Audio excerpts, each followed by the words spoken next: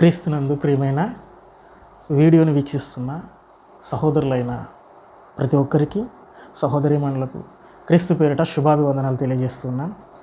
ఈరోజు మీకోసం ఒక మంచి ఆలోచనాత్మకమైన అంశంతో మీ ముందుకు రావాలని ఇష్టపడుతున్నాను. కనుక ఈ వీడియోను స్కిప్ చేయకుండా పూర్తిగా చూసి ఆత్మీయ మేలు పొందుకుంటారని ఆశిస్తూ ఉన్నాను. అంతకంటే ఒక చిన్న రిక్వెస్ట్, మీకు చాలామంది మన ఛానల్ను చూస్తున్నారు కానీ సబ్స్క్రైబ్ చేసుకోవడం లేదు. దయవుంచి సబ్స్క్రైబ్ చేసుకోండి. ఎందుకు ఈ విషయాన్ని అడుగుతున్నామనంటే, మీరు సబ్స్క్రైబ్ చేసుకోవడం ద్వారా ఇంకా అనేకులకు ఇలాంటి సందేశాలు చేరే అవకాశం ఉంటుంది. లైక్ చేయడం, సబ్స్క్రైబ్ చేయడం అనేది దేవుని పనిలో మీ వంతు పాత్రగా మేము చేస్తున్న ప్రయత్నానికి మీరు సహకారులుగా ఉంటారు కనుక దయచేసి మమ్మల్ని అర్థం చేసుకొని సబ్స్క్రైబ్ చేసుకుంటారని ఆశిస్తూ ఇక వాక్య ధ్యానంలోకి వెళదాం. ఈరోజు మన కోసం మరి యెహోవా ఏర్పాటు చేసిన దినమేది, యెహోవా ఏర్పాటు చేసిన దినమేది అనే అంశాన్ని ఈరోజు ఆలోచన చేద్దాం. ప్రియమైన దేవుని వర్లారా, ఈరోజు క్రైస్తవులకి బైబిల్ పైన సరైన అవగాహన లేదనే చెప్పాలి. ఎందుకు అని అన్నప్పుడు, బైబిల్ను బైబిల్గా ఆలోచించకుండా వారి సొంత ఆలోచనలకు బైబిల్ని జోడిస్తూ అక్షరానుసారంగా ఆలోచించడం ద్వారా బైబిల్లో రాయబడినటువంటి ఎన్నో సంగతులు ఈరోజున్నటువంటి బోధకులు అపార్థం చేస్తున్నారు.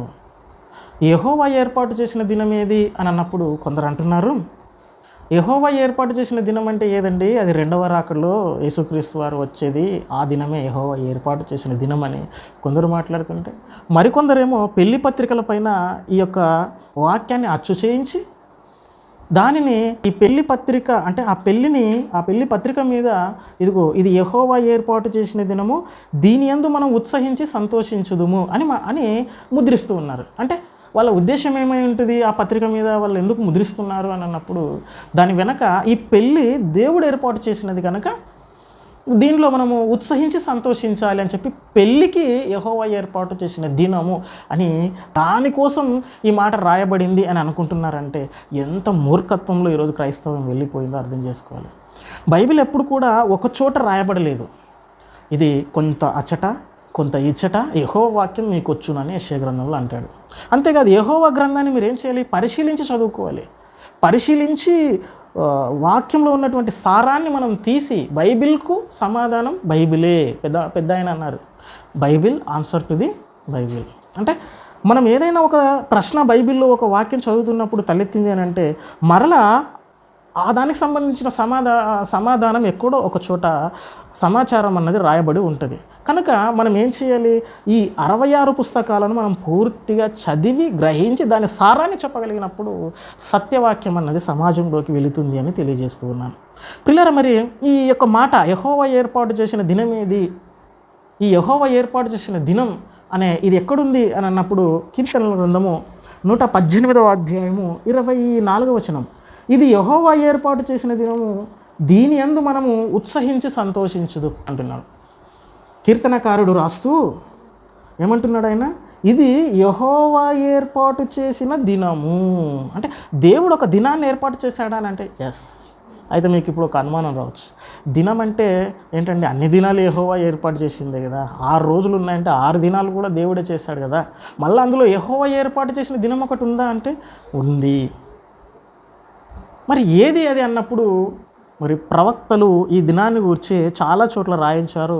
వాటన్నిటిని క్రోడీకరిద్దాం, వారు చెప్పిన క్లూస్ ఆధారంగా ఆ దినం మీద మనం గ్రహిద్దాం, ఆలోచన చేద్దాం. ఓకే ప్రియులారా, యెహోవా ఏర్పాటు చేసిన దినము, దీని యందు మనం ఉత్సహించి సంతోషించేది మన మాట రాశాడు. అయితే దానికి పైన 22వ వచనాన్ని కనుక మనం చూస్తే, మరి ఏది ఆ దినము, ఆ యెహోవా ఏర్పాటు చేసిన దినం ఏది అని అన్నప్పుడు ఒక్కసారి పైన ఏం రాశాడో చూద్దాం.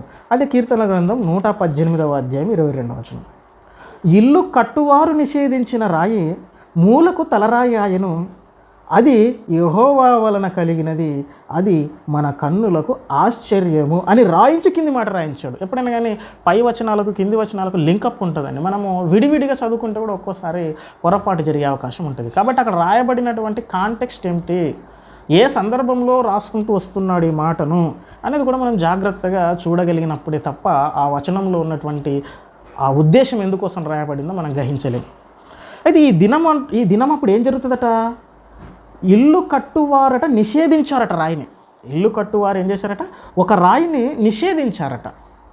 ఇంతకు ఆ ఇల్లు కట్టువారెవరు అని అన్నప్పుడు ఒకసారి మనం చూద్దాం. లూకా సువార్త 20వ అధ్యాయం 15 నుంచి మనం కనుక చదివితే ఇక్కడ ఒక మాట యేసుక్రీస్తు వారు ఒక ఉపమానం చెప్తా ఉన్నాడు. ఏంటంటే ఆయన 9వ వచనంలో అంటాడు, అంతటా ఆయన ప్రజలతో ఈ ఉపమానం చెప్పసాగాను. ఒక మనుషుడట ద్రాక్ష తోట వేయించి కాపులకు గుత్తకిచ్చి మరలా కాపు కాలంలో వచ్చి నా పంట నేను తీసుకోవాలని చెప్పి కాపులకు గుత్తకిచ్చి వెళ్ళిపోయాడు తండ్రి అనే దేవుడు. అయితే కొద్ది కాలం తర్వాత పంట సమయం రాగానే తన పనివారిలో ఒకరిని పంపిస్తే ఆ యొక్క కాపులు ఏం చేస్తారు, ఆ వ్యక్తిని కొట్టి చంపేశారు. మరలా ఇంకొక పనివాడిని పంపించారు. అప్పుడు కూడా ఏం చేశారంటే కొట్టి చంపేశారు. ఇలాగైతే బాగుండదు, నా ఒక్కగానొక్క కుమారుడైనటువంటి నా వాడున్నాడు కదా, నా కొడుకున్నాడు కదా, ఆయనను పంపిస్తే ఈయన వారసుడు కనుక ఖచ్చితంగా గౌరవించి నాకు రావాల్సినటువంటి పంట ఫలాన్ని నాకు ఇస్తారు అని చెప్పి కొడుకునే పంపించాడట. ఆ కొడుకును పంపిస్తే కూడా వాళ్ళు ఏం చేశారట చూడండి. 15వ వచనం, అతనిని ద్రాక్ష తోట వెలుపలికి త్రోసివేసి చంపేరి. ఏం చేశారట, ఆ కొడుకు అని ఈయన ఇదిగో మనకు ఉపాధి లేక పని లేక మనము బాధపడుతూ ఉంటే ఆ తోటమాలి మనకు ఒక ద్రాక్ష తోట వేయించి అందులో పనికి పెట్టాడనంటే ఈరోజు మనం తింటున్న ఆహారము ఇదిగో ఆ తోటమాలిది కన్నా అన్న కృతజ్ఞత కనీసం కూడా లేకుండా ఏం చేశారనంటే ఆ కుమారుని ఏం చేశారు, కొట్టి చంపేశారు. అప్పుడు ఆ ద్రాక్ష తోట మళ్ళీ ఏం చేస్తాడట అప్పుడు. కాబట్టి ఆ ద్రాక్ష తోట యజమానుడు వారికి ఏమి చేయను, అతడు వచ్చి ఆ కాపులను సంహరించి తన ద్రాక్ష తోటను ఇతరులకు ఇచ్చునని ఆయన చెప్పగా వారు విని అట్లు కాకపోవును గాకనేరే. ఆయన వారిని చూచి అలాగైతే ఇప్పుడు ఇదే మాటను కీర్తనల గ్రంథంలో ఉన్నటువంటి మాటను యేసుక్రీస్తు వారు ఇక్కడ ఉచ్చరిస్తూ ఉన్నారు చూడండి. అందుకే మనం ఈ సందర్భాన్ని చూస్తూ ఉన్నాం. అలాగైతే ఇల్లు కట్టువారు నిషేధించిన రాయి మూలకు తలరాయి ఆయను అని వ్రాయబడిన మాట ఏమిటి? వ్రాయబడిన మాట ఏమిటి? ఇంతకు ఇల్లు కట్టువారు నిషేధించిన రాయి, ఇల్లు కట్టువారు నిషేధించారు, ఎవరు నిషేధించారు అని అన్నప్పుడు ఇప్పుడు వాళ్ళు అనుకుంటున్నారు చూడండి. 19వ వచనంలో ప్రధాన యాజకులను శాస్త్రులను తమ్మును గూర్చి ఈ ఉపమానం ఆయన చెప్పానని గ్రహించి అన్నమాట ఉంది. అంటే ఈ ఇల్లు కట్టువారు ఎవరయ్యానంటే శాస్త్రులు, ప్రధాన యాజకులు. ఈ ప్రధాన యాజకులు, శాస్త్రులు వీళ్ళు ఏం చేయాలి, దేవుని కుటుంబాన్ని కట్టే బాధ్యత వాళ్ళకి ఇచ్చాడు. దేవుని కుటుంబముగా, దేవునికి ఫలమిచ్చే ద్రాక్ష చెట్లుగా, ఒలీవ మొక్కలుగా ఈరోజు తన పిల్లలు ఉండాలని చెప్పి వాళ్లకు బోధించే తన వాక్కులు బోధించే ఆ అవకాశాన్ని శాస్త్రులకు, ప్రధాన యాజకులకు ఇస్తే వీళ్ళు ఏం చేశారట, ఏ ఇల్లునైతే వీళ్ళు కట్టాలనుకున్నారో ఆ ఇల్లు కట్టడానికి వచ్చినటువంటి యేసుక్రీస్తు వారిని వీళ్ళు ఏం చేశారు, నిషేధించారు. అంటే ఇక్కడ ఇల్లు కట్టువారు నిషేధించిన, ఇంతకు ఇల్లు కట్టువారు ఎవరు అన్నప్పుడు శాస్త్రులు, పరిసయ్యులు, మనకు అర్థమైంది. ఇప్పుడు ఈ రాయి ఎవరు అన్నప్పుడు మీలో చాలామందికి ఇప్పటికీ ఒక ఐడియా వచ్చి ఉంటుంది. ఆ రాయి ఎవరు అన్నప్పుడు యేసుక్రీస్తు వారే. చూడండి ఆ మాట కూడా ఒకసారి మనం కిందకు అపోస్తలుల కార్యములు చూడండి ప్రియులారా, 4వ అధ్యాయము, అపోస్తలుల కార్యములు 4వ అధ్యాయము 10వ వచనము ఒకసారి చదువుకుందాం. 4వ అధ్యాయము 10వ వచనం ఇక్కడ అంటున్నారు చూడండి, మీరందరూ ఇశ్రాయేలు ప్రజలందరూ తెలుసుకొనవలసినది ఏమనగా మీరు సిలువ వేసినట్టు మృతులలో నుండి దేవుడు లేపినట్టు నజరేయుడైన యేసుక్రీస్తు నామమునని వీడు స్వస్థత పొంది మీ ఎదుట నిలుచుచున్నాడు. ఇల్లు కట్టువారైన మీరు తృణీకరించిన రాయి ఆయనే. ఎవరు? యేసుక్రీస్తు వారే ఇల్లు కట్టువారు. శాస్త్రులు, పరిసయ్యులైతే, యాజకులైతే ఆ రాయి ఎవరు అన్నప్పుడు యేసుక్రీస్తు వారు. ఈ యేసుక్రీస్తు వారినట వీళ్ళు ఏం చేశారు, ఈ రాయి పనికిమాలిన రాయి, ఇది దేవుని మందిరంలో కట్టబడడానికి రాదు అని చెప్పి దాన్ని నిషేధించారట. దాన్ని పనికిమాలినదిగా ఎంచారట. అదే ఏమైపోయిందట, మూలకు తలరాయిగా మారిపోయిందట. ఆ నిషేధించిన రాయి ఈరోజు మూలకు తలరాయి అయిపోయిందట. రైట్, మీకు అర్థమైంది. ఇల్లు కట్టువారంటే శాస్త్రులు, పరిసయ్యులని, నిషేధించబడిన రాయి అంటే యేసుక్రీస్తుని. మరి ఆ నిషేధించబడిన రాయి మూలకు తలరాయి ఎప్పుడయ్యింది? ఈ ప్రశ్నను మనం ఆలోచన చేద్దాం. దీనికి ఆన్సర్ కనుక్కుందాం ప్రియులారా. చూడండి జెఫన్యా గ్రంథము 1వ అధ్యాయము 7వ వచనం. జెఫన్యా గ్రంథము 1వ అధ్యాయము 7వ వచనము. ఇక్కడ మరి ఆ యొక్క నిషేధించిన రాయి మూలకు తలరాయిగా ఎప్పుడు పునాది వేయబడింది? అది మూలకు తలరాయి అయిన సందర్భం ఏమిటి అని మనం ఇప్పుడు ఆలోచన చేస్తూ ఉన్నాం. 7వ వచనం, ప్రభువైన యెహోవా దినము సమీపమాయను, ఆయన బలి ఒకటి సిద్ధపరిచి ఉన్నాడు. ప్రభువైన యెహోవా దినం అనే మాట ఇక్కడ కూడా చూడండి. యెహోవా ఏర్పాటు చేసిన దినము అని చెప్పి కీర్తనకారుడు రాశాడు. అలాగే జెఫన్యా గారు కూడా ఇదే మాటను రాస్తూ యెహోవా దినము సమీపమాయను, దగ్గరకు వచ్చింది యెహోవా దినం. మరి ఆ రోజు ఏం చేస్తారు, ఏం జరుగుతుంది అని అన్నప్పుడు ఆయన బలి ఒకటి సిద్ధపరచి ఉన్నాడు. ఆ రోజు జరిగేది ఏంటి అని అంటే బలి. యెహోవా ఏర్పాటు చేసిన దినము ఆ రోజు ఏం జరుగుతుంది అని అంటే బలి జరుగుతుంది, బలి. ఇంకా చూద్దాం జకర్యా గ్రంథం కూడా. మరి ఆ బలి దినం ఏది, అసలు ఆ బలి దినము ఎలా గుర్తించాలి అని అన్నప్పుడు జకర్యా గ్రంథము 14వ అధ్యాయం. జకర్యా గ్రంథము 14వ అధ్యాయము 1వ వచనం 4వ వచనం చూద్దాం. మొదటి వచనం, ఇదిగో యెహోవా దినము వచ్చుచున్నది. ఇక్కడ కూడా అంటున్నాడు యెహోవా దినమట వస్తుందట. మరి ఆ రోజు బలి సిద్ధం చేశాడు కదా, మరి ఆ బలి ఎప్పుడు, ఆ దినం ఎప్పుడు, ఆ బలి చేయబడిన ఆ దినం ఎప్పుడు అన్నప్పుడు ఇక్కడ మరికొన్ని క్లూస్ అన్నది మరి జకర్యా గారి ద్వారా దేవుడు మనకు హింట్స్ ఇస్తూ ఉన్నాడు అన్నమాట. దాన్ని బట్టి ఆ దినం ఏదో మనం గ్రహించవచ్చు. 4వ వచనం నుంచి చదువుతాను, జాగ్రత్తగా వినండి. ఆ దినమున యెరూషలేము ఎదుట తూర్పు తట్టుననున్న ఒలీవ కొండ మీద ఆయన పాదములుంచగా, ఒలీవ కొండ తూర్పు తట్టునకును పడమటి తట్టునకును నడిమికి విడిపోయి సగము కొండ ఉత్తరపు తట్టునకును సగము కొండ దక్షిణపు తట్టునకును జరుగును. కనుక విశాలమైన లోయ ఒకటి ఏర్పడును. ఆ బలి రోజు ఏం జరుగుతుందట, దేవుడట ఆ యొక్క ఏ కొండ, ఒలీవ కొండ మీద ఆయన పాదములు ఉంచుతాడట. ఆ పాదములు ఉంచగానే అది ఏమైపోద్దట, విడిపోతుంది. దక్షిణపు తట్టు ఉత్తరపు తట్టు ఆ కొండ విడిపోయి మధ్యలో మహా అగాధం ఏర్పడుతుంది. అంటే ఇలా ఎప్పుడు జరుగుతుంది అని అన్నప్పుడు, ఎప్పుడు జరుగుతుంది అని అంటే భూకంపాలు జరిగినప్పుడు ఇలాంటి పరిస్థితులు వస్తాయి.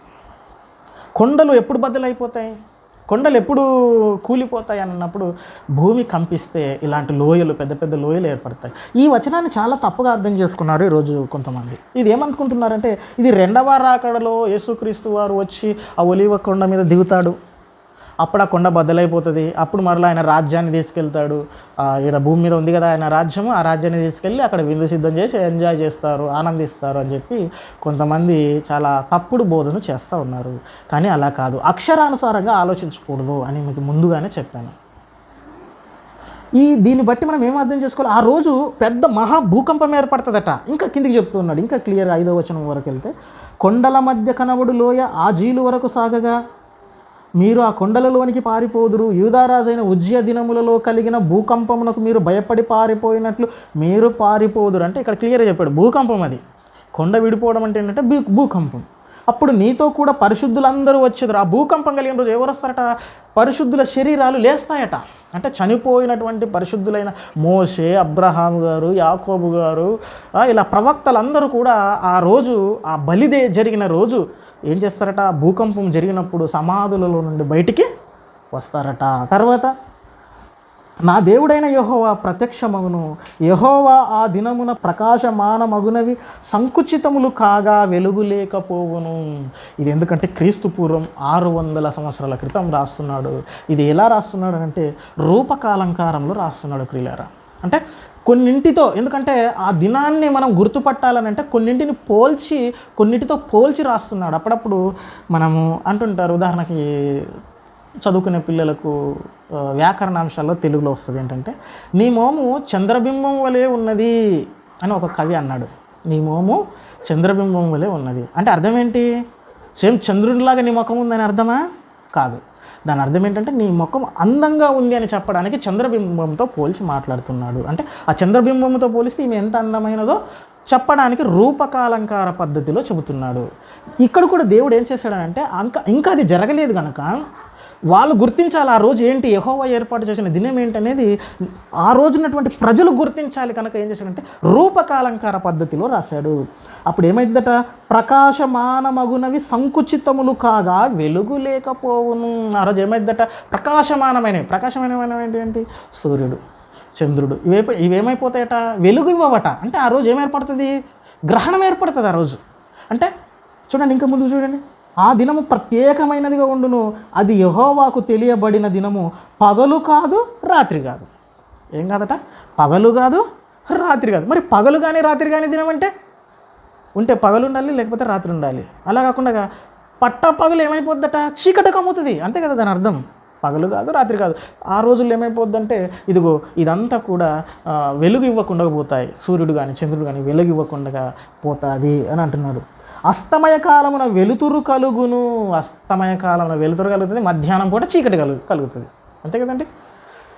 అంటే ఈ యొక్క ఆ బలిదినమున జరిగేది ఏంటివో ప్రవక్తల ద్వారా ఒక్కొక్కటిగా బయలుపరుస్తూ దేవుడు రాయిస్తూ ఉన్నాడు. ఆ యెహోవా ఏర్పాటు చేసిన దినములో ఏం జరుగుతుందో క్లూస్ మనకిస్తున్నాడు. ఆ క్లూస్ ఆధారంగా ఆ దినంని మనం గుర్తించాలని.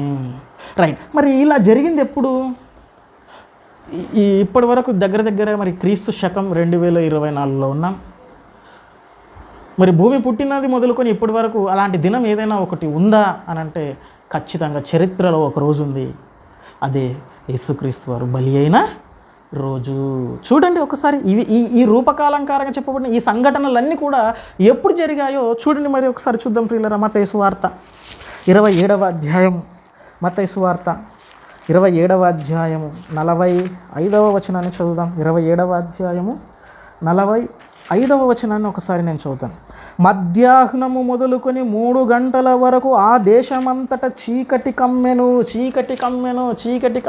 ఇది ఎప్పుడు? ఈ సందర్భం ఏంటో మీకు తెలుసు. యేసుక్రీస్తు వారిని సిలువ వేస్తున్నటువంటి రోజులు అవి. ఆయనను గొల్గొతా కొండ మీదకి తీసుకెళ్లారు, సిలువ వేశారు. ఎడమవైపు ఒక దొంగని, కుడివైపు ఒక దొంగను మరి వేలాడదీశారు. అప్పుడు జరిగిందండి. ఏమైందో తెలుసా? అదే చూడండి, మధ్యాహ్నం మొదలుకొని 3 గంటల వరకు. అక్కడ ప్రవక్త గారు కూడా ఏం చెప్పారు? అది పగలు కాదు రాత్రి కాదు. అస్తమయ కాలంలో వెలుతురు కలుగుతుందట. అంటే అస్తమయం అయ్యే టైంలో వెలుతురు వస్తుందట, మధ్యాహ్న కాలంలో ఏమో చీకటి వస్తుందట. మరి ఇక్కడ వచ్చిందా? అంటే యేసుక్రీస్తు వారిని సిలువ వేస్తున్నటువంటి ఆ టైంలో మధ్యాహ్నం మొదలుకొని 3 గంటల వరకు ఆ దేశం అంతటా ఏం కమ్మింది? ఆ యెరూషలేమంతా చీకటి కమ్మినది. ఓకే, ఒకటి అర్థమైపోయింది మనకి. ఇక్కడ మెల్లిమెల్లిగా మనకు విప్పుతూ ఉన్నాం. అంటే ఆ దినం ఏదో మనము విప్పుకుంటూ వెళ్తూ ఉన్నాం. ఓకే, ఇలాంటి సంఘటన జరిగింది. ఇలా ఇప్పుడే చూడండి. ఇంకా చూద్దాం. మత్తయి సువార్త అదే 27వ అధ్యాయం 50 నుంచి చదువుదాం. యేసు మరలా బిగ్గరగా కేక వేసి ప్రాణం విడిచెను. మొత్తానికి ప్రాణం విడిచాడండి 3 గంటల తర్వాత. అప్పుడు దేవాలయపు తెర పైనుండి క్రింది వరకు 2గా చినిగెను, భూమి వణికెను, బండలు బద్దలాయను. ఈ మాటనే చెప్పాడా జకర్యా గారు? ఏమవుతుందా? ఆయన కొండ మీద తన పాదం మోపగా ఒలీవల కొండ మీద ఏమైపోద్దట? అది చీలిపోతుందట, పగిలిపోతుందట, మధ్యలో లోయ ఏర్పడుతుందట, అంటే భూకంపం ఏర్పడుతుందట. అప్పుడు అందరూ పారిపోతారన్నారు. మరి అక్కడ ఉన్నటువంటి వారు చాలామంది కూడా పారిపోయారండి. ఆ యేసుక్రీస్తు వారు చనిపోగానే మహాభయంకరమైన భూకంపం వచ్చేసింది. బండలు బద్దలైపోయాయి. భూకంపం అండి. భూమి చిన్నగా కంపించింది. ఎందుకంటే సర్వేశ్వరుడైన మన కోసం వచ్చినటువంటి మన రక్షకుని మనం గుర్తించకుండా సిలువ వేసి చంపితే ప్రకృతి అల్లాడిపోయిందండి. ఆ బాధను భరించలేక ప్రకృతి బాధపడిపోయింది. అందుకే కంపించింది. అది కంపించగానే బండలు బద్దలైపోయాయి. తర్వాత చూడండి, బండలు బద్దలాయను, సమాధులు తెరవబడెను, నిద్రించిన అనేక మంది పరిశుద్ధుల శరీరములు లేచెను. అక్కడ కూడా అదేనా? యెహోవా ఏర్పాటు చేసిన బలిదినం ముందు జరిగింది ఇదే అని జకర్యా గారు కూడా చెప్పారా? ఆ క్లూస్ అన్నీ మనకి ఇక్కడ కనిపిస్తున్నాయి కదా. అంటే ఆ యెహోవా ఏర్పాటు చేసిన దినం ఏదో కాదు నాయనా, 2వ రాకడ కాదు, అలాగని పెండ్లి కాదురా బాబు. పెళ్ళి అనుకుంటారు చాలామంది. పెళ్ళిని ఎలా ఏర్పాటు చేస్తారని. ఈరోజు క్రైస్తవులైనా మనకున్నన్ని మూఢనమ్మకాలు ఎవరికి లేవు. నిజమే కాదండి? నిజమే. ఎందుకంటే చూడండి, మనం కూడా ఏం చేస్తాం? క్రైస్తవులం పేరుకే. పాస్టర్ గారు కూడా ఉంటాడు మన సంఘంలో. కానీ మనం ఎవరి దగ్గరికి వెళ్తాం? పెళ్ళి పెట్టుకోగానే పంతులు గారి దగ్గరికి వెళ్ళిపోయి అతనికి కానుక ఇచ్చి ఏం చేస్తాం? అయ్యగారు మంచి ముహూర్తం, మంచి రోజు చూడండి అంటే దేవుడు ఏర్పాటు చేసిన దినములు కొన్ని చెడ్డవి, కొన్ని మంచివి ఏమైనా చేశాడా? లేదు. ఆదికాండంలో అంటాడు ఆయన, యెహోవా ఏర్పాటు చేసిన దినములన్నీ కూడా మంచివే. ఆయన ఏది కూడా చెడ్డ దినము మంచి దినమని చేయలేదు. కానీ మనం ఎక్కడికి వెళ్ళిపోతామంటే మంచి రోజు చూడండి, ముహూర్త బలం బాగా ఉండాలి అని చెప్పి ఇప్పటికీ కూడా అన్నిల ఆచారాలను మనం అనుసరిస్తూ ఉన్నామనంటే మనలో మూఢనమ్మకాలు లేవా? కానీ ఆ పంతులు గారి దగ్గర కట్టుకొని వచ్చినటువంటి వీళ్ళు ఆ పెళ్ళిని మాత్రం మళ్ళీ పత్రిక మీద ఏమైనా ఉంటుంది? ఇది యెహోవా ఏర్పాటు చేసిన దినమాట. యెహోవా ఏర్పాటు చేశాడు ఆ దినాన్ని, మీరు పంతులు గారి ద్వారా కట్టించుకొని వచ్చారు. దాని ఎందుకు ఉత్సహించి సంతోషం. కాబట్టి అందుకే ఏం చేస్తున్నాం, డీజేలు పెట్టుకొని డ్యాన్సులు వేస్తూ ఉన్నాం, తింటున్నాం, త్రాగుతున్నాం, ఎందుకంటే దేవుడే చెప్పాడు అన్నట్టుగా. ఇంత మూర్ఖంగా తయారైపోయింది నేడున్న క్రైస్తవ సమాజం. మేలుకోవాలి మనం. యెహోవా ఏర్పాటు చేసిన దినం పెళ్ళి కాదు, అలాగని రెండవ రాకడ కూడా కాదు. రెండవ రాకడ కూడా కాదండి. యెహోవా ఏర్పాటు చేసిన దినం ఏంటో తెలుసా? అదేనండి యేసుక్రీస్తు వారు బలి అయిన దినం. ఆ దినమట. ఇప్పుడు మళ్ళీ వెళ్దాం, కీర్తనల గ్రంథానికి వెళదాం. 118వ అధ్యాయము. ఆ రోజు మనం ఏం చేయాలి? 118వ అధ్యాయము 24వ వచనాన్ని మరలా ఒక్కసారి చదువుకుందాం పిల్లరా. 118వ అధ్యాయము 24వ వచనం. యెహోవా బలి అయిన దినము యెహోవా ఏర్పాటు చేసిన దినం. అది ఎవరు ఏర్పాటు చేయలేదు, మనమా? నాయన నువ్వు రాని మనం ఏమైనా యేసుక్రీస్తు వారిని పిలిచామా? లేదు. మనం తప్పు చేశాము, మరలా మనల్ని రక్షించుకోవాలి, ఎలాగైనా సరే నా పిల్లలు నశించిపోవడానికి వీలు లేదని చెప్పి తన ఒక్కగానొక్క ప్రియకుమారుడిని యేసుక్రీస్తు వారిని లోకానికి పంపించాడు. అది ఎవరి నిర్ణయం? తండ్రి నిర్ణయమే. ఒక దినాన్ని ఏర్పాటు చేశాడు, అదే బలి దినం, అదే గుడ్ ఫ్రైడే అని మనం పిలుస్తాం. అంటే ఈరోజు గుడ్ ఫ్రైడే ఈరోజు మనం జరుపుకుంటున్నామంటే ఈ దినము దేవుడు ఏర్పాటు చేసిన దినము. దీని అందట మనం ఏం చేయాలి? ఉత్సహించి సంతోషించేదము. ఉత్సహించి సంతోషించాలా? ఎస్, అవును, సంతోషించాలి. మీకు ఇప్పుడు అనుమానం రావచ్చు, ఏంటండి యేసుక్రీస్తు వారు సచ్చిన రోజు ఎవరైనా ఉత్సహించి ఆనందిస్తారా? అదేమైనా బాగుంటుందా అని. యేసుక్రీస్తు వారి బలి వెనక ఉన్న ఉద్దేశం నీకు అర్థమైతే నిజంగానే ఉత్సహించి గంతులేస్తావు. మరి ఎవరైనా చావు దినాన్ని సెలబ్రేట్ చేసుకుంటారా? కానీ మనం చేసుకోవాలన్నాడు ఆయన. ఎందుకంటే అది నీలాంటి నాలాంటి చావు కాదు, అది మన కొరకు, నీ పాపముల నుండి నిన్ను విడిపించడానికి ఎలాంటి పాపము లేని ప్రియమైన దేవుని కుమారుడు, ఏ కల్మషం లేదు, అలాంటి పాపము లేని పవిత్రుడు బలి అయిన రోజు, నా పాపములకు విమోచన కలిగిన రోజు కనుక ఇదిగో మనం నరకానికి వెళ్ళవలసిన వారమై ఉండగా పరలోకానికి వెళ్ళే గొప్ప భాగ్యాన్ని ఇచ్చిన రోజు కనుక ఖచ్చితంగా ఆ రోజు మనము ఉత్సహించాలి, ఆనందించాలి, సంతోషించాలి. కానీ ఇది చేయమంటే నేడు క్రైస్తవులు ఏం చేస్తున్నారు? 45 రోజులు అని చెప్పి లెంట్ డేస్ ఏర్పాటు చేసుకున్నారు. మంచిది, ఉపవాసం చేయండి, చేయవద్దని కాదు. మరి ఈ ఉపవాసం చేస్తూ ఏం చేస్తున్నారు? ఏడుస్తున్నారు. రేపే కదా గుడ్ ఫ్రైడే. ఈ గుడ్ ఫ్రైడే రోజు ఏం చేస్తారంటే ఇంక ఏడుపే, 3 గంటల వరకు ఏడుస్తూనే ఉంటారు. మరి ఆయన ఏమన్నాడు తెలుసు? ఒక మాటను చూడండి. లూకాసు వార్త 23వ అధ్యాయము 27వ వచనం. లూకాసు వార్త 23వ అధ్యాయము 27వ వచనంలో ఏముందో ఒకసారి మనం చూద్దాం. గొప్ప జనసమూహమును ఆయనను గూర్చి రొమ్ము కొట్టుకొనుచు దుఃఖించుచున్న చాలామంది స్త్రీలను ఆయనను వెంబడించిరి. యేసు వారి వైపు తిరిగి, యెరూషలేము కుమార్తెలారా, నా నిమిత్తము ఏడవకుడి, మీ నిమిత్తమును మీ పిల్లల నిమిత్తము ఏడవండి. మీరు ఏడవాలి, కానీ ఎవరి కోసం? నా కోసం కాదు, నీ పిల్లల కోసం ఏడవ. ఎందుకంటే వాడు ఒక్కరోజు కూడా సంఘానికి రాడు, బైబిల్ చదవడు, పవిత్రంగా బ్రతకడు, తింటాడు, త్రాగుతాడు. ఇదిగో నీకు కుమారులను ఇచ్చి, కుమార్తెనిచ్చి నా కొరకు పెంచి పెద్ద చేసి ఒక మంచి ఉపయోగకరమైన మొక్కలుగా, పాత్రలుగా తయారు చేస్తావని దేవుడు ఎంతో ఆశపడి నీ గర్భాన పిల్లలనిస్తే నువ్వు వాళ్ళని గాలికి వదిలేసావు. నీవేమో చర్చిలు వచ్చి మోకాళ్ళు వేసి నాయనా అని ఏడుస్తున్నావు. మరి నీ పిల్లలు మాత్రం చెడిపోతున్నారు. ఏడుస్తున్నావు వారి గురించి? దీనికోసం పెళ్లి కాలేదు, ఉద్యోగం రాలేదని మాత్రం ఏడుస్తావు. నా పిల్లలకు ఉద్యోగం రాలేదు, నా కుమార్తెకు పెళ్లి కాలేదు. ఇది కాదండి, మంచిగా బ్రతకట్లేదు నా కొడుకు, పరిశుద్ధంగా బతకట్లేదు నాయన, నీ బైబిల్ చదవట్లేదు తండ్రి, నీ సంఘానికి రావట్లేదు, నీ మాటలు వినట్లేదు, నీ పని చేయట్లేదని ఏడవండమ్మా. దానికోసం ఏడవండి, మీ పిల్లల కోసం. నా కోసం కాదు, నేను ఆల్రెడీ, నా కోసం ఏముంది? సింహాసనాన్ని దేవుడు సిద్ధంగా ఉంచాడు. నేను ఇప్పుడు చనిపోతే వెళ్ళి నా తండ్రి కుడిపార్శ్వంలో నేను కూర్చుంటాను. నాకు మహాలోకాన్ని ఇస్తున్నాడు, నాకు ప్రపంచం పైన సర్వాధికారాన్ని ఇస్తాడు. కానీ మీరు నరకాన్ని, మీ పిల్లలు నరకానికి వెళ్ళే రోజు ఒకటి ఉంది. వాళ్ళను బాగు చేయడానికి ఏడువు, వాళ్ళని దేవునిలో నడిపించడానికి ఏడువు. మీ పిల్లల గూర్చి, మీ గూర్చి ఏడవండి, అంతేగాని నా గూర్చి కాదు. కాబట్టి దేవుని గూర్చి ఏడవడం కాదు ప్రియులారా. మనం మనుష్యులుగా ఆలోచించకూడదు, మనుష్య రీతిగా మనము ఆలోచించకూడదు అని తెలియజేస్తూ, మరి ఇంతవరకు వాక్యాన్ని విన్నటువంటి మీ అందరికీ కూడా వందనాలు తెలియజేస్తూ చిన్నగా ప్రార్థనతో ముగించేద్దాం. మమ్మల్ని మిక్కిలిగా ప్రేమించిన మా కన్న తండ్రి, చెప్పబడిన మాటలు నీ పిల్లల హృదయాల్లో ఫలింపచేస్తారని, యెహోవా ఏర్పాటు చేసిన దినం ఏది అని అంటే అది తండ్రి నీవు మా పాపముల నిమిత్తమై నీ కుమారుని బలి చేసిన రోజు అని, బలి అయిన రోజు అని తండ్రి మేము నేర్చుకున్నాం, విన్నాం. విన్న మాటలు విడిచిపెట్టి ముందుకు సాగక వాక్యానుసారంగా ప్రవర్తించే మంచి మనసును మాకు అనుగ్రహిస్తారని క్రీస్తు వారి పవిత్రమైన నామమున ఈ ప్రార్థన అడిగి సమర్పిస్తున్నాము తండ్రి. ఆమేన్.